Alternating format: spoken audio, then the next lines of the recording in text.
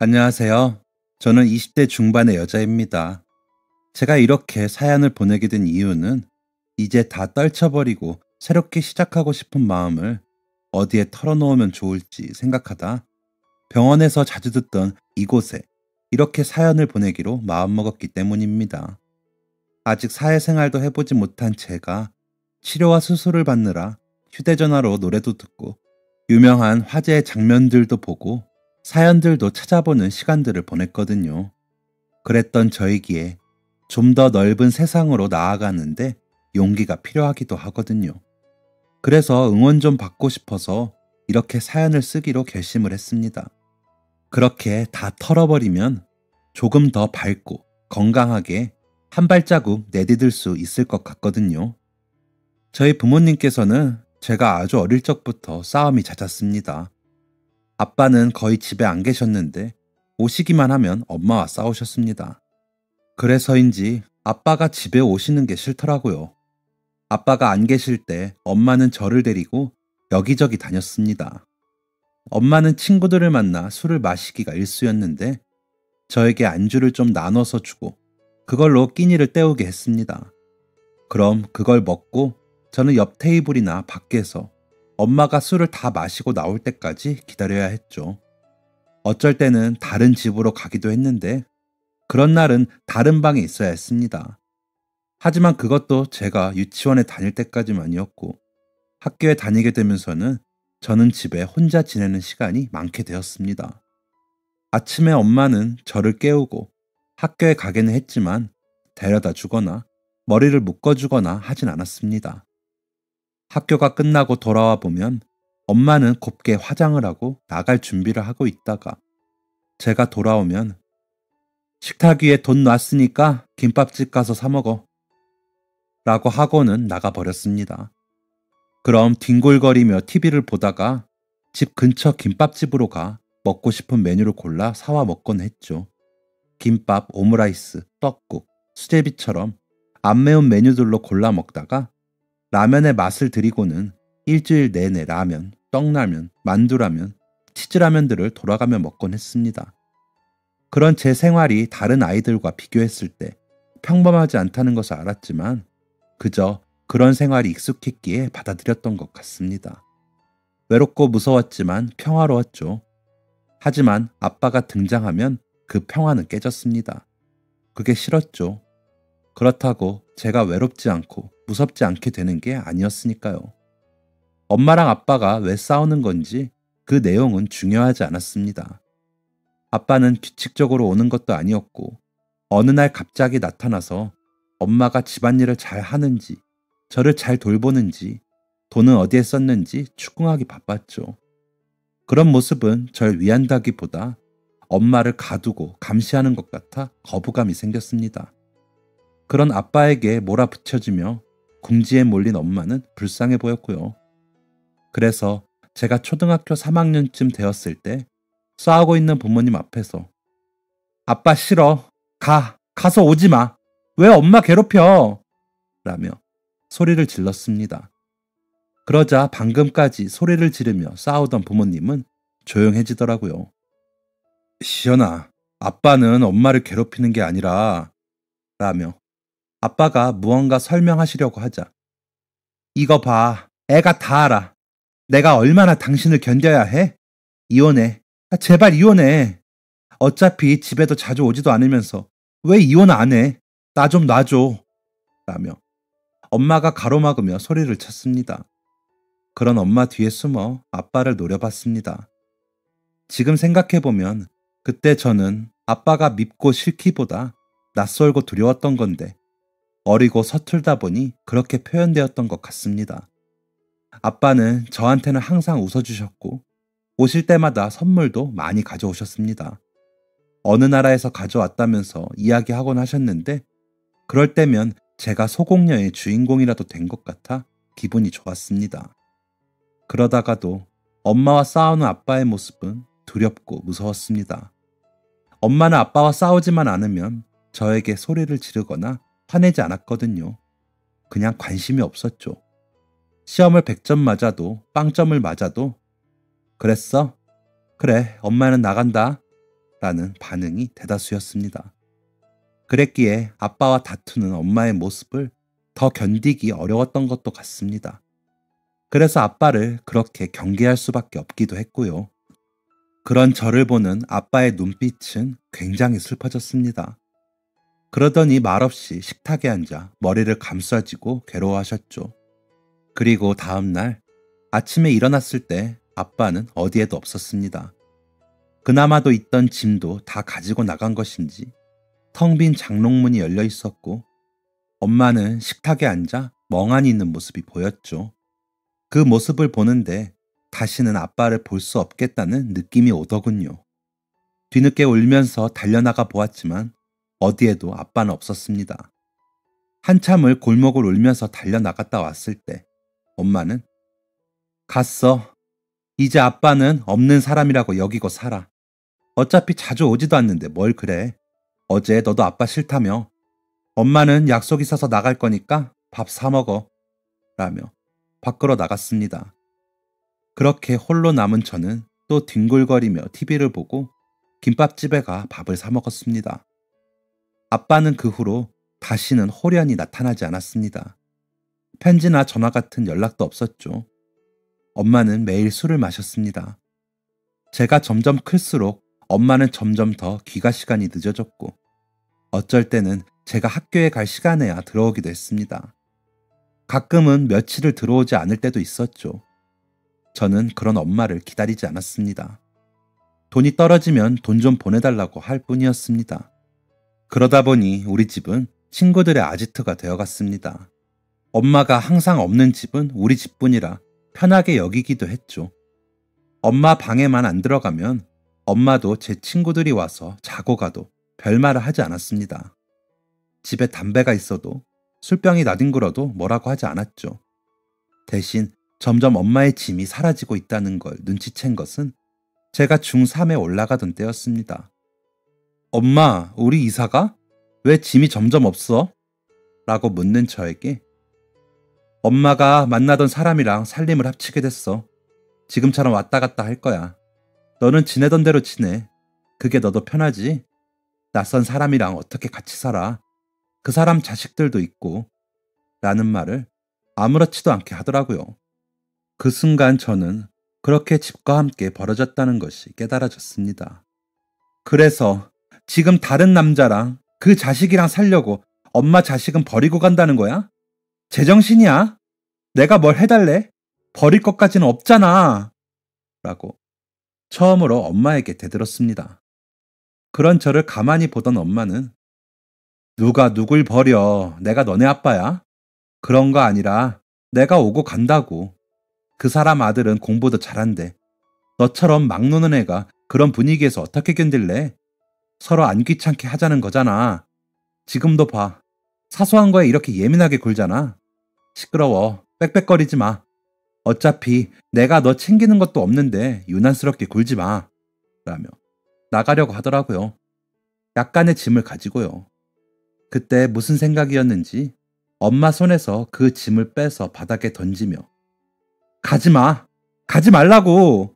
내가 엄마 딸이 맞아? 내가 뭘 다른 걸 해달라고 했냐고.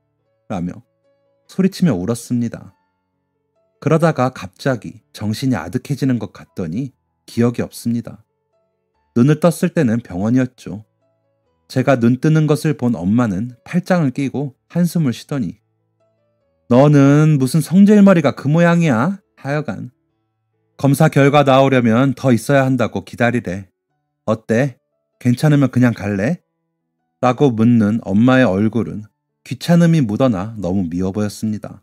그래서 나 아파. 아프다고. 무슨 엄마가 아픈 딸한테 이런 식으로 해. 가. 귀찮으면.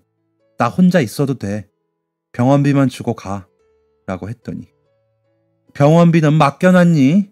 하여간 돈 잡아먹는 귀신이다. 여기 카드 있으니까 검사 끝나면 결제하고 이 현금으로는 택시 타고 가. 라며 나가버리더군요. 그런 엄마의 뒷모습을 보며 흑흑거리며 울었습니다. 주변에 다른 사람들이 볼까봐 크게 소리내어 울지도 못하고 울었죠. 의사 선생님이 오셨을 때는 제 베개가 다 젖을 정도로 울고 있을 때였는데 환자분 많이 안 좋으세요? 어떻게 병원에 왔는지 기억나세요? 라고 묻는 그 메마른 말투조차 반갑더라고요. 그래서 아니요, 저 어디가 아파요? 라고 물었더니 평소에 소변 보는 거 어떠셨어요? 지나치게 피곤하다거나 하진 않았어요? 라고 다시 되물으시더라고요. 그래서 요즘 들어 화장실도 잘 가지 못했고 자꾸 부어 다이어트에도 실패 중이라고 말씀드렸습니다. 검사를 더 해봐야 알겠지만 혈액 검사에서 요산 수치가 너무 높게 나왔어요. 신장이 좀 안 좋은 것 같은데 식사를 신경 써야 해요. 일단은 약 처방해 줄 테니까 가서 먹고 이번 주 안으로 엄마랑 낮에 다시 병원 나와서 검사해요. 어머니가 바쁘셔서 먼저 가신다고 가셨는데 원래는 미성년자 혼자 응급실에 두고 가시면 안 돼요. 엄마한테 그 부분도 다시 말씀드리세요. 라며 돌아서는 의사 선생님의 말에 제 얼굴이 화끈거렸습니다. 제가 버림받은 걸 들킨 것 같아서요.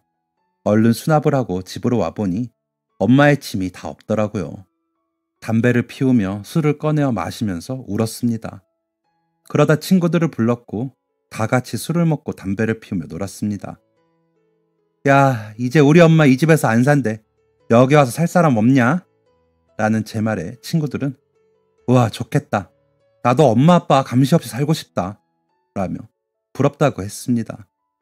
그런 이야기들을 들으니 기분이 좀 나아지더군요. 어쨌거나 제 마음대로 살 수 있는 거니까요. 이렇게 아무렇게나 살아도 누구의 눈치도 보지 않아도 되니까요. 이대로 망가지는 것으로 복수를 하고 싶었습니다. 복수가 되기나 한다면 말이죠. 그날은 그렇게 잠이 들었고 다음날 일어나 보니 학교 갈 시간이 한참 지난 후더군요. 에라 모르겠다 싶어 학교에 가지 않았습니다. 그 다음날도 가지 않았습니다. 그 다음날도 그 다음날도 가지 않았습니다. 그렇게 일주일이 넘게 학교를 가지 않자 엄마가 집으로 오더군요. 야, 아무리 그래도 학교는 가야지. 곧 졸업이잖아. 누가 너보고 공부 잘하래? 졸업장은 따야 아무 고등학교라도 갈 거 아니야. 라며 짜증스럽게 말하더군요. 그날 검사 결과가 어땠는지는 궁금하지도 않나 봐?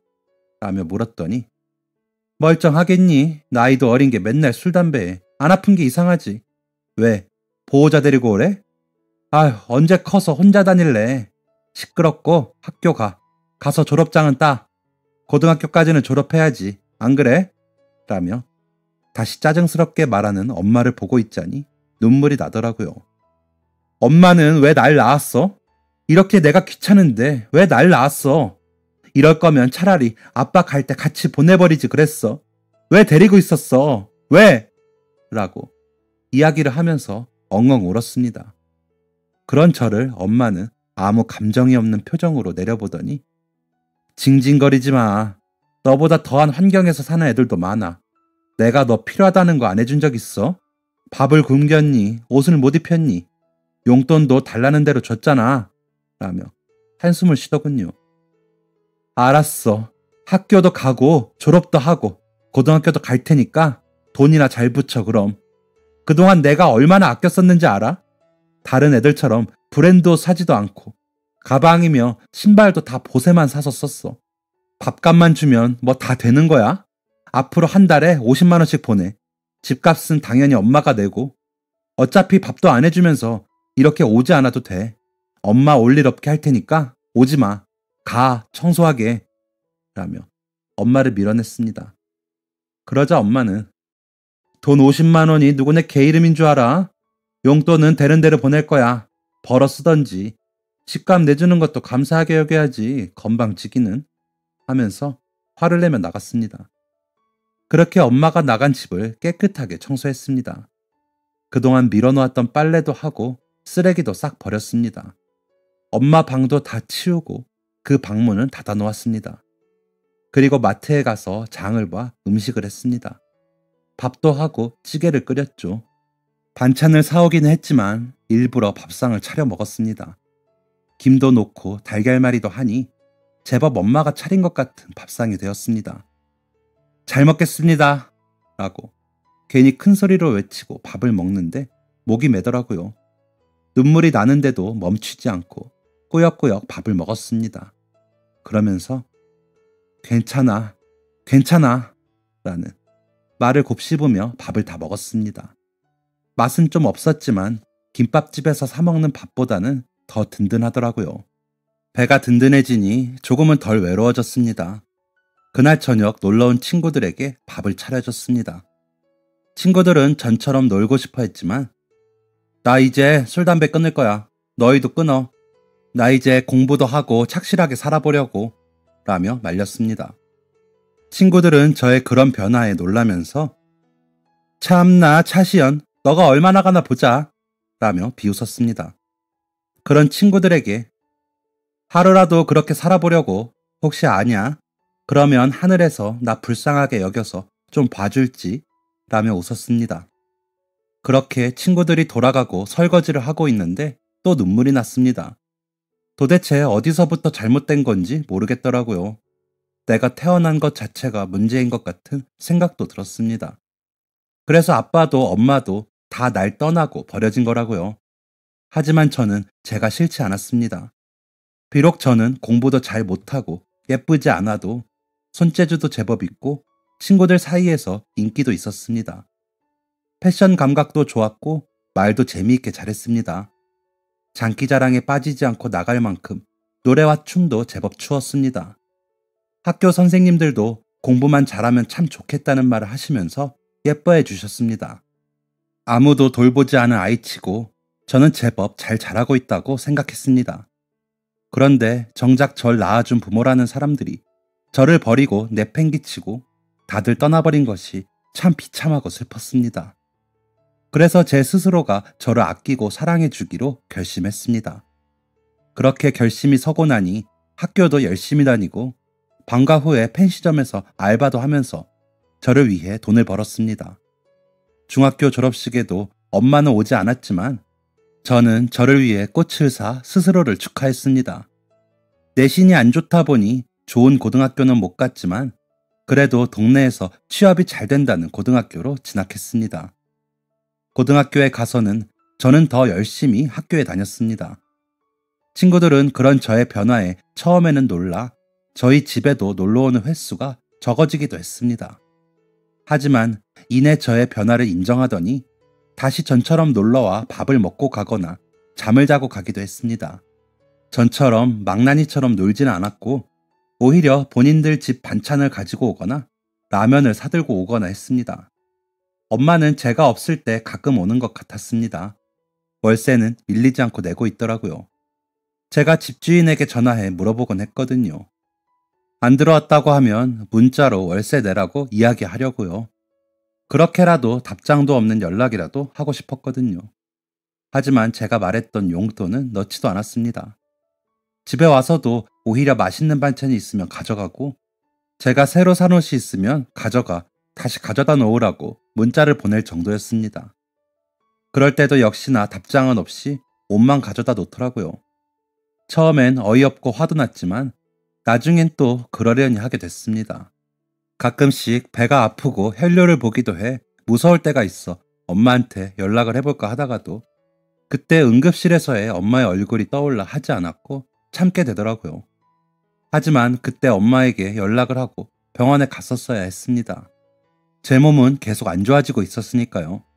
자꾸 부어 다이어트를 열심히 하느라 샐러드를 먹거나 과일로 식사를 대신할 때도 있었고 아예 밥을 굶을 때도 있었습니다. 그런데도 저는 안색이 좋지 않았고 점점 몸이 더 붓더군요. 친구들도 점점 달라지는 제 얼굴을 보더니 병원 가야 될 것 같다고 할 정도까지 상황은 안 좋았죠. 아침에 일어나는 게 너무 힘들었고 알바 다녀와서도 거의 기절하듯 자는 날도 많았습니다. 그때 다시 오라던 의사 선생님의 말이 떠올랐지만 다시 병원에 가는 건 좀 무서웠습니다. 그래서 참았습니다. 몸은 계속 상태가 안 좋았죠. 그러다 체육 시간에 피구를 하는데 갑자기 어지럽더니 그 자리에서 쓰러졌습니다. 친구들 말로는 제가 식은땀을 엄청 흘리더니 그 자리에서 나무 쓰러지듯이 쓰러졌다고 하더라고요. 구급차를 불러 선생님과 응급실로 실려갔습니다. 엄마에게는 여러 차례 통화를 시도했으나 통화가 되지 않았다고 하더라고요. 응급실에서는 이대로 나가면 너무 위험하다. 입원해야 한다고 하는데 보호자가 없으니 입원 수속도 못 밟고 있는 상황이었습니다. 그런데 그제야 엄마가 나타나더라고요. 선생님이 옆에 계신데도 몸 관리를 어떻게 하는 거니? 또 밥도 안 먹고 다녔겠지. 일어나, 가게. 라고 하다가 선생님이 상황을 설명하자 그제야 어머, 그랬어요? 그럼 입원을 해야 한다는 거네요. 아유, 집안 형편이 안 좋아서 제가 무심했습니다. 라며 웃으며 말하는데 백이나 명품백을 들지나 말고 그런 얘기를 하던지 창피하더라고요. 그렇게 저는 입원하게 되었습니다. 같이 따라온 남자분은 엄마보다 더 짜증난다는 표정으로 저를 보더군요. 그런 그 아저씨를 끌어당겨 제 쪽으로 오게 하더니 엄마랑 결혼한 사람 아빠라고 해. 라고 하기에 이렇게 처음 보자마자 아빠라고 해야 해? 결혼식에는 부르지도 않았으면서? 라고 하자 그 아저씨는 흠흠거리며 헛기침을 하더라고요. 그러더니 그래, 이야기는 많이 들었어. 시연이라고? 아픈 거 좀 나아지면 우리 다시 인사하자. 라며 병실에서 나가더군요. 엄마는 그런 아저씨의 뒷모습을 보더니 너는 좀 살갑게 못하니? 얼마나 좋은 사람인데. 아무튼 도움이 안 된다. 어우, 짜증나. 라고 하는데 오기가 나더라고요. 그럼 아빠 연락처나 줘. 어차피 엄마는 병원비 주기 싫잖아. 나 병간호라도 해줄 거야. 아빠한테 지금이라도 연락해 볼 테니까 연락처 주고 엄마는 신경 쓰지 마. 라고 했더니 갑자기 얼굴이 울그락불그락해지더니 야, 뭐 너 아빠한테 연락하면 뭐가 달라질 것 같아? 시끄러워. 나라고 뭐 너 그렇게 내버려두고 싶어서 뒀겠니? 다 먹고 살려니까 바빴지. 안 죽어. 엄살 떨지 마. 라더니 병실을 나가더라고요. 주변의 다른 환자들과 보호자들은 저를 힐끗힐끗 보면서 눈치를 보고 있는데 너무 창피하고 사라지고 싶었습니다. 저는 만성 신부전 진단을 받았습니다. 의사 선생님은 굉장히 곤란하다는 표정으로 아직 어린 학생이라 더 안타깝긴 하지만 이 정도 단백뇨 수치면 투석 시작해야 해요. 투석은 복막투석이랑 혈액투석이 있는데 복막투석을 진행하더라도 나중엔 혈액투석으로 가거든요. 생각을 해보고 시술을 어떻게 할지 결정을 해야 하는데 지금 상황으로는 혈액투석이 가장 좋을 것 같아요. 그래야 수치 조절도 더 잘 될 거고요. 그리고 신장 이식도 고려해 볼 수 있으면 좋을 것 같아요. 말씀드렸다시피 아직 너무 어리고 아직 시간이 많은 학생이라 제일 좋은 건 이식이죠. 이건 먼저 가족분들 검사를 해보고 결과 보고 진행할 수 있겠죠. 어머니랑 아버님이 상의해보시고 결정을 하시는 거로 하시죠. 라고 하셨습니다. 의사 선생님이 사라지자 진짜 가지가지 한다. 너는 이렇게 몸이 안 좋을 때까지 뭐 했니? 너가 아프면 알아서 병원 다니고 했어야지. 진짜 너희 새아빠 앞에서 내가 창피하다. 라며 혀를 차더군요. 그렇게 저는 투석이라는 것을 시작하게 되었습니다. 학교를 마치면 투석하러 가 투석을 하고 다음날 아침에 집에 들어가 쓰러져 잠을 자곤 했습니다. 누워서 잠자면서 받는 투석인데도 그렇게 피곤하고 힘들더라고요. 그러다 보니 당연히 알바는 하지도 못했고 신부전증 환자식을 먹어야 하는데 혼자서 제대로 챙겨 먹기도 힘든 상황이 오더군요. 다달이 병원에 가는 비용도 만만치 않았는데 엄마는 어쩐 일로 돈을 붙이기 시작했습니다. 처음 3개월 정도는 별탈이 없었죠. 그러다 하루는 제가 자고 있는데 거칠게 흔들어 저를 깨우더라고요. 그러더니 야, 너 모아놓은 돈 없어? 너 병원비가 얼마나 드는지 알아? 그동안 모아놓은 돈 있을 거 아니야. 좀 꺼내봐. 내가 그 돈 가져가고 다달이 보내줄 테니까. 라고 하기에 엄마, 내가 돈이 어디 있어? 그동안 나 혼자 생활할 때 월세만 내줬잖아. 내가 뭐로 먹고 살았겠어. 알바하면서 용돈 달라고 안 했잖아. 진짜 왜 이래? 라며 짜증스럽게 말을 하며 몸을 일으켰는데 온 집안이 쑥대밭이 되어 있더라고요. 제가 자는 사이 집을 뒤지다 못 찾으니 절 깨운 것이었습니다. 어이가 없더군요. 무슨 빚쟁이도 아니고 아픈 딸이 자고 있는 사이에 집안을 뒤지다니요. 그런 집안을 망연자실하며 보고 있는데 없어? 진짜? 아우, 짜증나. 알았어. 간다. 하더니 나가버리는 엄마를 보는데 진짜 저 사람은 내 부모가 아니구나 하는 생각이 들었습니다. 그때의 기분은 비참하다는 말로도 표현하기가 부족하네요. 학교는 그래도 나갔습니다. 그러지 않으면 제가 진짜 그 집에서 조용히 사라질 것 같아서요. 친구들은 제 상황을 듣고 제 앞에서 본인들 먹고 싶은 간식도 참으며 저를 응원해줬습니다. 고마웠죠. 그 마음들을 위안 삼으며 버텼습니다. 하지만 학교를 빠져야 하는 날들이 불가피하게 생기다 보니 성적도 엉망이고 수업에도 제대로 참여하기가 어렵더라고요. 그래도 투석 전보다 제 외형이 좀 더 나아져서인지 친구들은 안심하더라고요. 그렇게 겨우 학교와 병원을 오가며 지냈습니다.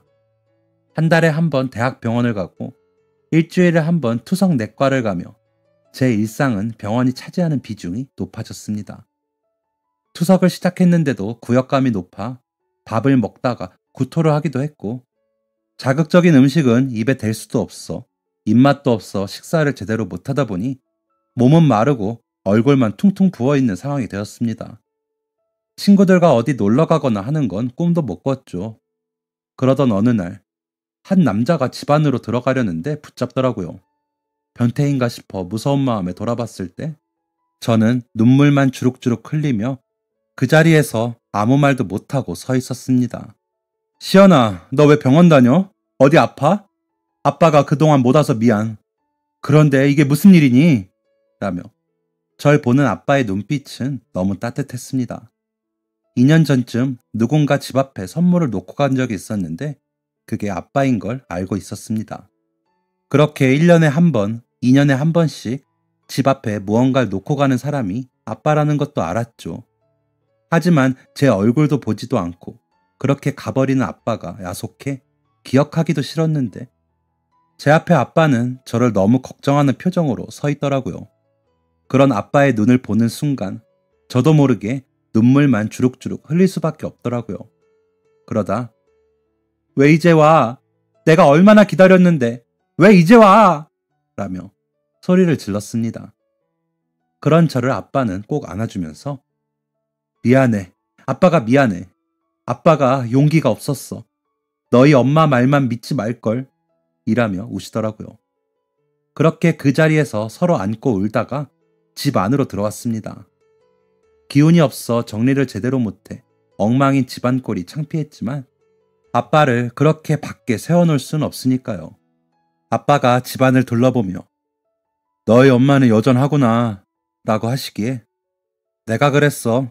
엄마는 여기 살지도 않아 라며 말을 하자 안 살아? 그럼 너 혼자 학교 다닌다고? 라고 하시며 황당하다는 표정을 보이시더라고요. 그래서 그런 지 꽤 됐어. 나 중3 때부터 나 혼자 지냈으니까 한 3년 됐나? 아프기 전에는 알바해서 생활비 벌어 썼는데 요즘은 알바 못해서 엄마가 조금씩 보내줘.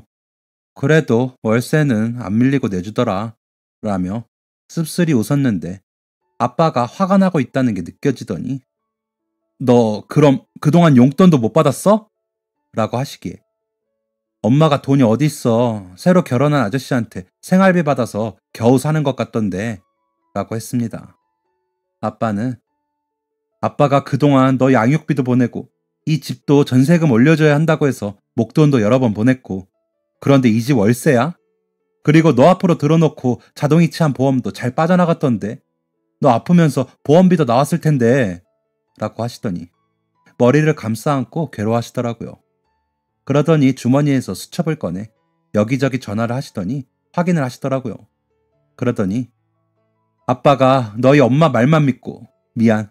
진짜 미안하다. 아빠는 엄마가 시연이가 아빠를 너무 싫어한다고 전화도 만나는 것도 하지 말라고 그래서 조금 크면 아빠를 이해해 줄까 싶어서 아빠는 기다렸어 라며 이야기를 시작하시더라고요. 아빠는 원양 어선을 타는 선원이신데 한번 배가 뜨면 짧으면 6개월에서 길게는 2년도 한국에 배가 안 들어오기 때문에 자주 오지 못하셨답니다.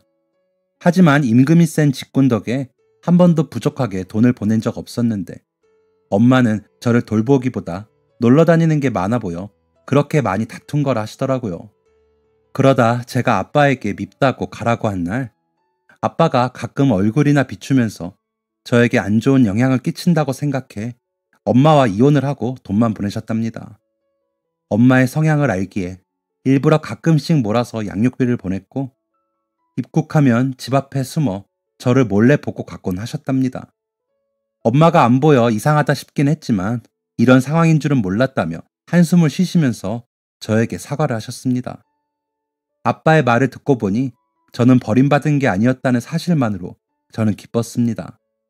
까맣게 그을리고 주름이 팬 얼굴로 눈물이 그렁그렁해 말하는 아빠를 보자니 진심이 느껴졌거든요. 그래서 아빠, 내가 미안. 그때는 가끔 오는 아빠가 너무 무섭고 그래도 엄마는 나랑 있으니까 엄마 편을 들고 싶었나 봐. 아빠가 그런 일 하는지도 몰랐어. 엄마가 아빠는 날 버렸다고만 해서 그런 줄 알았어. 라고 이야기하면서 울었습니다. 아빠는 그런 저를 안아주시며 이제 아빠가 우리 시연이 직접 챙길게. 시연이도 당분간은 좀 기다려줘. 미안. 라고 하시더라고요. 아빠는 그렇게 며칠 동안 여기저기 뭘 알아보시느라 바쁘셨습니다. 그러면서도 제 식단을 알아봐 밥도 해주시고 병원도 같이 가주시고 학교도 데려다 주셨습니다. 그리고는 집 이사도 시켜주셨어요. 학교가 더 가까운 집으로요. 학교에도 오셔서 담임 선생님도 만나시고 하시는데 진짜 든든했습니다. 그렇게 한 6개월은 아빠와의 꿈 같은 시간을 보냈습니다. 엄마는 이사를 하면서 집 주인이 연락을 했는지 전화를 해. 너 어디로 이사 갔어? 보증금은? 왜 너 멋대로 해? 라고 하기에 내가 이사를 가든지 말든지 무슨 상관이야. 그동안 아빠가 나 키우라고 보낸 돈은 다 어쨌어? 나 아프면서 보험금도 나왔다며? 그 돈 다 어쩌고 나한테 돈 달라고 그랬어? 그거에 비하면 보증금은 별것도 아니잖아. 내가 다른 집 구하느라 썼어. 앞으로 용돈 달라고 안 할 테니까 연락도 하지 마. 역겨우니까. 라고 했더니 너 너희 아빠 만났어? 어쩐지 연락 올 때가 됐는데 조용하다 했어. 그래서 너 얼마 받았어? 야, 그 돈이 왜 너 돈이야? 내가 너 보호자인데. 라고 소리를 치더군요. 너 애한테 뭐 하는 짓이야? 내가 애 엄마니까 봐주는 것도 여기까지야. 그간 너가 한 짓 다 묶어서 고소하기 전에 애한테 연락하지 말고 이제 애 팔아서 돈 받아먹을 생각하지 마. 한 번만 더 연락해서 애한테 돈 이야기 해. 너 내가 가만 안 둬. 라고 하시는 아빠의 모습이 너무 감동적이었습니다. 그렇게 저를 아끼는 사람이 있다는 것이 행복하더라고요. 그러다 아빠가 시연아, 아빠가 계약이 되어 있는 일이 있어서 한 2년 정도 또 나가야 할 것 같아. 근데 이번이 마지막이야. 갔다 와서 시연이 이식도 알아보고 할 거니까 걱정하지 말고 아빠가 연락 자주 할게. 돈도 아빠가 넉넉하게 주고 갈 테니까 그동안 생활하면서 쓰고 아빠가 알아보니까 환자식 배달해주는 업체가 있더라. 거기 반찬 배달 오게 해뒀으니까 밥 굶지 말고 엄마랑은 연락하지 마. 알았지?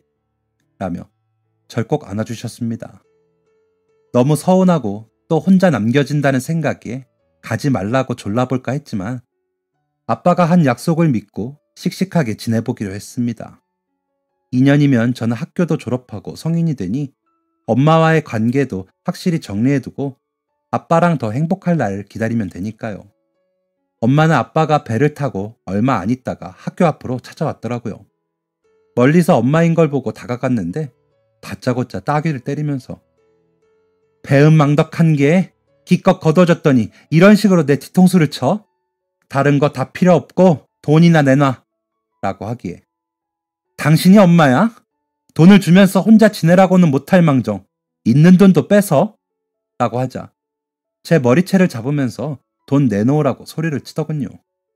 친구들이 신고를 해 경찰이 오고 파출소로 가 사실대로 말을 했습니다. 엄마는 갑자기 교양을 떨며 아이가 가출을 해서 잡으러 온 거예요. 거짓말을 하는데 주소지가 다른데 무슨 가출이요? 라며 경찰 아저씨가 말을 하는데 곁에 있던 제 친구들이 얘 중3 때부터 혼자 살았어요. 얘네 엄마가 버리고 나가서 라면서 말을 거들어 주었습니다. 그러자 너희가 우리 가정사에 대해 뭘 알아? 라며 소리를 치기에 애들이 엄마보다 나랑 더 오래 있었으니까 오늘도 돈 달라고 온 거잖아. 라며 제가 말을 하니 너 그렇게 큰 돈 혼자 들고 있다가 무슨 일 나면 어쩌려고 그래. 걱정돼서 그러지 하는데 아빠가 나 큰 돈 주고 간 거 어떻게 알아? 그동안에 아빠한테 그렇게 큰 돈 받아놓고 나한테는 알바하라고 돈 더 없냐고 그런 거야? 하며 울었더니 상황을 지켜보시던 경찰분이 학생이 원하면 접근 금지 신청할 수 있어요. 물론 여기서 되는 건 아닌데 절차를 밟을 수 있게 해줄까요? 라며 이야기하시더라고요. 그러자 내가 얘 엄마인데 무슨 소리예요? 라며 엄마가 따지자 어머니, 지금 상황으로 보면 미성년자인 자녀에게 갈취의 목적으로 폭력을 행사하셨기 때문에 아동폭력법 위반, 가정폭력 위반이세요. 학생이 원하면 보호조치 가능하고요. 라며 엄마를 제지해 주시더라고요. 그제야 입을 다문 엄마를 뒤로하고 조서를 작성한 후에 저와 친구들은 파출소에서 나올 수 있었습니다. 그 후로 몇 번을 연락해 돈 달라고 난리를 부렸지만 저는 차단을 시키고 연락도 피했습니다. 투석하는 날 간격이 좁아지며 일주일에 2번 투석을 다녔고 그러면서도 저는 학교를 꾸역꾸역 나갔습니다. 아빠는 매일 저녁 문자를 보내거나 전화를 하시곤 하셨습니다. 시차가 있어 시간을 못 맞추면 제가 잘까봐 전화를 하실 때면 조심스럽게 하셨죠. 비록 톡으로 하루에 한 번 하는 연락이긴 했지만 외롭지 않았습니다. 그렇게 저는 학교를 졸업했고 아빠는 제가 졸업을 하고 1년 정도 더 나가 계시다 돌아오셨습니다. 더 까매지고 주름이 깊이 팬 얼굴로 돌아오셨지만 반가웠습니다. 아빠는 오자마자 병원으로 가시더니 여러 검사를 하셨습니다. 그 결과 저에게 신장 이식이 가능하다는 검사 결과가 나왔습니다. 아빠는 마치 로또에라도 당첨된 것처럼 좋아하셨습니다. 그런 아빠를 보며 오랜 시간 아빠를 오해한 것이 너무 미안하더라고요. 아빠와 수술을 위해 입원을 했을 때도 아빠는 본인보다 제가 먼저였습니다. 수술은 성공적이었고 무사히 퇴원을 했습니다. 퇴원을 해서 돌아온 날 저녁, 아빠는 제일 먹고 싶은 게 뭐냐고 물으시며 회복 완료되면 뭐 먹을까 하시면서 행복해 하시더라고요. 아빠, 나는 아무거나 먹어도 좋아. 같이 먹을 사람이 있잖아. 라며 웃으며 말했더니 아빠가 눈물을 흘리시면서 그래, 이제 아빠가 있을게 하시더라고요. 그러더니 통장 여러 개를 꺼내시면서 이건 우리 딸 대학 등록금, 이거는 우리 딸 시집 보낼 거, 이거는 우리 딸 용돈 모아놓은 거. 아빠 이렇게 돈 있어. 우리 딸 하고 싶은 거 있으면 이야기해. 아빠가 하게 해줄게. 라고 하시는데 억지로 참던 눈물이 펑펑 흘러나왔습니다. 이렇게 다 놔주면 아빠는 어쩌려고? 라고 물으니 아빠 노후 준비는 이제부터 해야 해. 가게 하나 차릴 돈은 해놨거든. 아빠가 배 타는 것밖에 한 게 없어서 뭘 할지는 좀 더 생각해 볼게. 라며 제 머리를 쓰다듬어 주시는데 더 눈물이 나 엉엉 울었습니다. 그렇게 한동안 아빠와 저는 회복하는 데 심혈을 기울였습니다. 그러면서도 어떤 일을 하면 좋을지 생각했죠. 이런저런 교육 프로그램을 알아보다 고1 때 특기 적성 프로그램으로 들었던 제빵사 과정이 생각났습니다. 제빵 자격증을 따서 저처럼 아픈 사람들이 먹을 수 있는 건강한 빵을 만들고 싶다는 생각이 들더라고요. 그래서 제빵학원을 다녔습니다. 자격증도 따고 건강빵 만들기 연구도 했습니다. 아빠와 함께요. 그래서 저희는 이번에 빵집을 열려고 준비 중에 있습니다. 아직은 작은 규모이지만 언젠가는 전국적인 빵집으로 거듭나는 게 저희 목표입니다. 빵을 먹어본 친구들은 일반 빵보다 덜 달지만 맛있다고 하는데 다른 분들은 어떨지 모르겠네요. 저희 대박나라고 응원해 주실 거죠? 이제는 건강하게 씩씩하게 열심히 살겠습니다. 제 자신을 더 사랑하면서요. 여러분들도 스스로를 더 사랑하시길 바랍니다. 안녕히 계세요. 지금까지 사연 들어주셔서 감사합니다. 사연이 재밌으셨다면 구독과 좋아요를 눌러주세요. 감사합니다. 안녕히 계세요.